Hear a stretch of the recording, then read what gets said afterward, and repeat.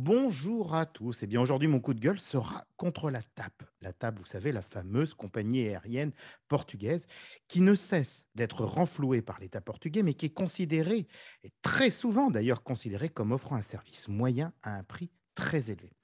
Alors, on aurait pu penser que la compagnie, comme Air France ou d'autres compagnies ayant bénéficié d'aides publiques, auraient au moins la gratitude de remercier leurs généreux contributeurs, c'est-à-dire nous, qui, lorsque nous ne pouvions pas voyager pour des raisons indépendantes de notre volonté, comme lors des confinements, pouvions obtenir un remboursement, ou en tout cas espérer obtenir un remboursement. Eh bien, chez TAP, ça ne semble pas être une règle, bien au contraire. La liste des demandes s'allonge et lorsque vous réclamez un remboursement, eh bien, vous connaissez la politique de l'autruche.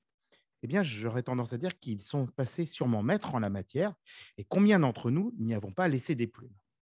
Alors, vous direz, quel manque de respect pour les fidèles voyageurs que nous sommes, alors que d'autres compagnies aériennes, pour ne citer que celles-ci, eh bien, ont décidé de rendre les billets soit remboursables, soit reportables. Alors, ils ne sont pas les seuls, vous me direz. Mais oui, c'est vrai. Mais aujourd'hui, moi, je vais vous raconter ce qui m'est arrivé et pourquoi mon coup de gueule. Alors, je prends des billets sur le site de la compagnie TAP en ligne avec en destination Bruxelles. Oui, oui, sur le site de la TAP et non celui d'un broker. Et là, je paye pour notre famille, soit 4 personnes, avec une partie en utilisant mes miles obtenus en voyageant fréquemment d'ailleurs avec eux, et le solde en carte bancaire.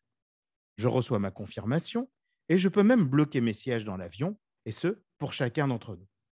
Alors quelle ne fut pas ma surprise en arrivant à l'aéroport, alors que j'ai tous les sièges attribués, que l'on ne puisse éditer que 3 billets sur les 4 et qu'un agent au comptoir de la TAP me dise que mon billet n'est pas valide et que je dois aller au service client régler ce problème et que sans cela, eh bien, je ne pourrais pas ni enregistrer ma valise, ni embarquer. Pas mal. Alors, je crois rêver. Et surtout, comment la même réservation peut-elle établir 3 billets normalement et pas le quatrième? Ben voilà un secret bien gardé de la table.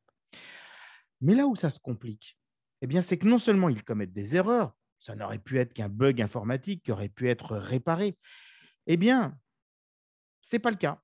L'agent de la TAP me fait comprendre que, erreur peut-être, mais que lui, à son niveau, eh bien, il ne peut strictement rien faire et que c'est à moi d'aller faire la queue devant le comptoir du service client. En attendant, j'y vais, je me dépêche, les minutes s'égrènent parce que je dois faire la queue et après plus de 40 minutes, enfin un agent me reçoit et me dit que je dois payer une nouvelle fois mon billet d'avion et que mes miles que j'avais utilisés eh bien, ne m'ont pas été débités ou alors, si même elles ont été débitées, eh bien qu'elles me seront recréditées. Étonnant quand même. Alors je paye parce que j'ai pas le temps de checker.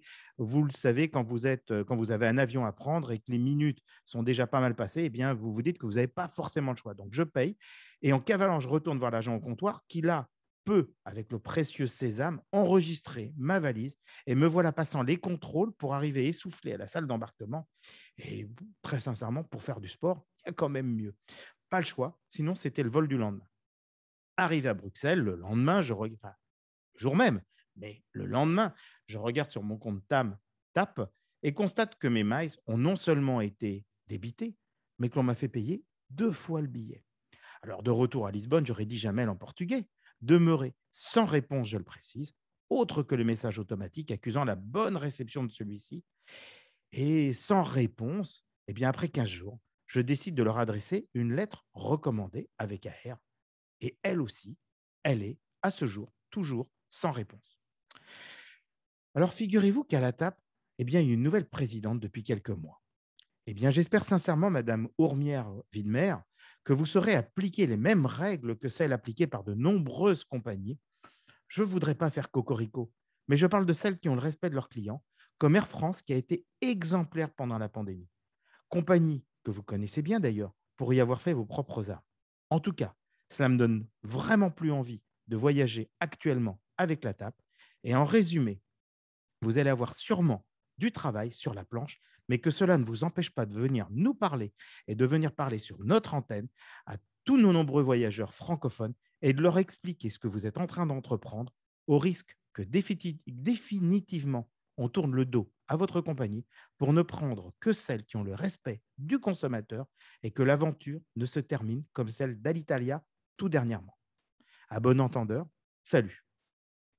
Mon prochain coup de gueule, eh bien, il concernera l'IMT. Vous savez, l'Institut de la mobilité et des transports, et la quasi-impossibilité de changer son permis de conduire, sauf à attendre des mois devant sa boîte aux lettres, le précieux sésame.